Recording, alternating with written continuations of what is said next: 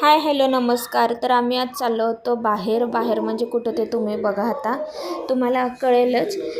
Sunday होता ना, मग कुठेतरी जायला पाहिजे ठरलेलंच होतं. इथं आंबेडकरांच्या कमानीजवळ ते काहीतरी लोक वाजवत होते ताशा वगैरे. कमानीचं बांधकाम चालू होतं. तिथनं आम्ही आता गेलो, हरिपुरात शिरलो होतो.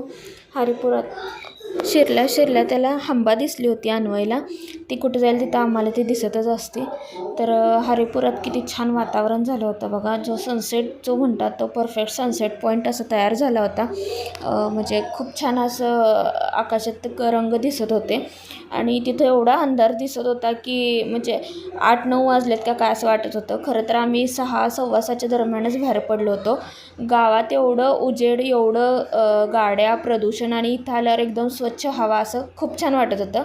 तर कमान बघून मला वाटलं की पहिला त्यांनी संगमेश्वरावर तिथं नेतील. तर त्यांनी गाडी डायरेक्ट डावीकडं नेली आणि सनसेट बघण्यासाठी म्हणून आम्ही कोथळी पुलावर आलो होतो. तर खूप छान सनसेट दिसत होता. ही नदी वगैरे. आम्ही गाडी थांबवली, 2 मिनटं फोटो वगैरे काढायचे म्हटले, पण हे अन्वयचं कुठं जाईल तिथं ते मस्ती त्याची चालूच असती. मग उगाच गाड्या वगैरे येत होत्या, तो दमवत होता. हे त्या फुटपाथवरून असं हे चालत होता, तो उड्या मारत होता. त्याला काही म्हणजे खूप कुठं चालेल तिथं त्याची मस्ती चालूच असती.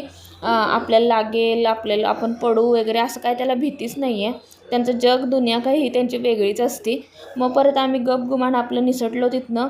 इथं म्हशी दिसल्या तर अन्वयचे बाबा मला म्हणत होते, बघ तुझ्या मैत्रिणी चालल्यात.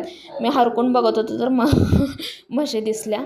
नंतर आलो संगमावर. तिथं मगरीचा बोर्ड बघितला. मगर प्रवण क्षेत्र आहे असं वगैरे डॉट डॉट डॉट डॉट. पण तिथनं मग पुढं खूप छान व्ह्यू होता. मी जरा अशा पोजी मारल्या आणि भेटू पुढच्या ब्लॉगमध्ये. Okay, tata, bye.